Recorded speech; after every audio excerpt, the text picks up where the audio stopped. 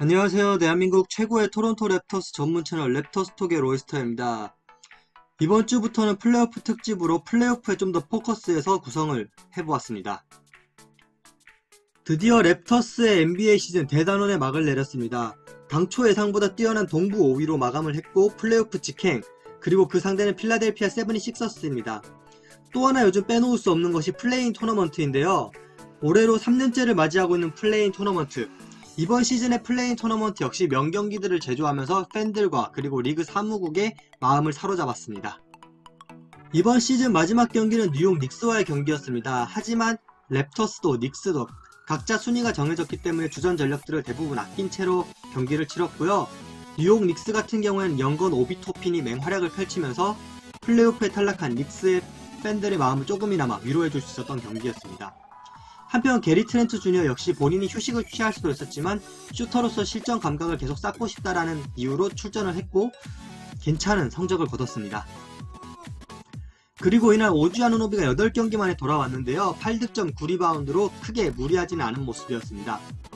그리고 이날 랩터스가 패배를 했고 랩터스 905 역시 컨퍼런스 파이널에 패배하면서 랩터스와 G리그 팀이 동반 패배를 한 날이 되었습니다. 이번 시즌 마지막 이달의 동부신인 스카티 반지가 차지했습니다. 지난달에 이어 2달 연속 수상을 하면서 에반 모블리로 기울어져가는 신인왕 구도를 깰 수 있는 희망을 갖게 되었습니다. 그리고 50%가 공개된 신인왕 투표에서 에반 모블리를 스카티 반지가 근소하게 눌렀다는 소식이 전해졌는데요. 하지만 안심할 수 없는 것이 마지막 루키 레더 1위가 모블리였고 도박사들도 모블리의 우세함을 조금씩 점치고 있기 때문에 신인왕 까봐야 알 것 같습니다. 제가 플레이오프 프리뷰를 좀 준비했는데 이게 1차전이 일요일 아침에 있다 보니까 이게 좀 시간적으로 안 맞았는데 그래도 잘 봐주시면 감사하겠습니다. 일단 간단하게만 봐도 이번 시리즈 정말 향방을 예측하기 어렵습니다. 시즌 4위와 5위의 싸움이라서 격차가 크지 않은 데다가 필라델피아 76서스가 홈 어드밴티지를 갖고 있지만 토론토 랩터스 역시 백신 어드밴티지를 갖고 있습니다. 하지만 샤키로니는 식서스가 랩터스를 수입할 것이라고 예언했는데요. 랩터스 팬들이 들으면 조금 기분 나쁠 만한 의견이었습니다. 하지만 이런 샤키로니도 찰스 바클리의 올 시즌 신인왕은 반지다라는 의견에는 동의를 했습니다. 일단 닉 널스 감독, 선수 굴리는 걸 참 좋아하고 잘하는 감독이니만큼 이번 플레이오프에도 아낌없이 벤블릿을 굴릴 것 같습니다. 그리고 상대 에이스가 조엘 엠비드인 만큼 빅맨진들을 굉장히 많이 쓸 것으로 보이는데요. 최대한 로테이션을 돌려가면서 엠비드를 지치게 만들어야 합니다.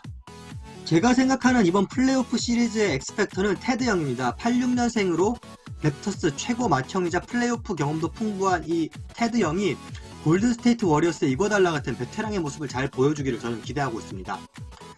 그리고 랩터스 신인들 굉장히 플레이오프 경험이 적은데요. 저는 이게 굉장히 불안 요소이기도 하지만 초심자의 행운이라는 말이 있듯이 이런 부족한 경험이 멋모르는 하룻강아지들이 크게 사고 한번 내주기를 바랍니다. 승리를 위한 키포인트 6가지 제가 준비했습니다. 첫 번째, 두 번째는 엠비드와 하든을 갉아먹는 것입니다. 이 두 선수 솔직히 막는 것은 어느 팀에 누가 됐든 어려운 선수들입니다. 하지만 최대한 랩터스의 선수들이 수비로 달라붙으면서 에너지를 깎아서 약투율을 떨어뜨리는 것이 중요합니다. 또 한 가지 중요한 것은 홈코트를 지켜내는 것입니다. 플레이오프는 한 경기 한 경기가 중요한데 홈경기에서 지게 된다면 그 부담감은 이루 말할 수가 없습니다. 따라서 랩터스, 캐나다에서의 경기는 꼭 이긴다라는 각오로 가야 될 것 같습니다. 약간 비슷한 맥락인데요. 이 압박감을 견뎌야 됩니다. 시즌과는 다른 레벨의 디펜스가 플레이오프에 달라붙게 되는데 관중들의 열기 또한 뜨겁기 때문에 아까 말씀드렸다시피 경험이 부족한 랩터스로서는 불안 요소이긴 한데 어떻게 생각하면 벤블릿, 시아캄, 오지 아누노비 이 3명은 우승을 경험했습니다. 따라서 이거는 필라델피아의 약점이 될지도 모른다는 생각입니다. 골밑과 외곽 어느 쪽을 집중해서 공격해야 될까요? 엠비드가 있는 골밑 그리고 홈경기 경우에는 타이블이 빠지고 수비가 강하지 않은 하든이 있는 앞선 어느 쪽을 공격해야 되느냐. 물론 앞선을 공격하는 게 유리하겠지만 역으로 이제 인사이드를 노릴 수도 있고요. 이럴 때 이제 게리 트렌트 주니어가 외곽에서 폭격을 해준다면 좀 더 랩터스로선 수월하겠죠. 요약하자면 이제 랩터스의 디펜스가 얼마나 하든과 엠비드 이 두 창을 꺾느냐에 따른 싸움이라고 할 수 있겠는데요. 시즌 때 보여줬던 공격 리바운드의 적극성과 상대의 턴오버를 유도하는 모습, 이 모습을 잘 보여줄 수 있다면 이번 시리즈 이길 수도 있다고 봅니다. 이렇게 제가 플레이오프에 대해서 프리뷰도 하고 이제 키포인트도 찝었는데 이게 무색하리만큼 랩터스 20점 차로 패배하고 말았습니다.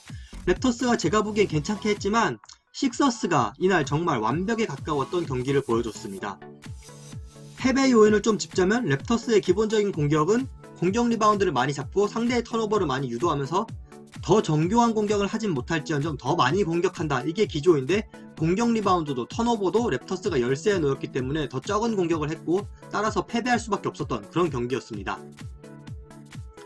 그리고 엑스팩터, 상대팀의 엑스팩터가 터져버렸습니다.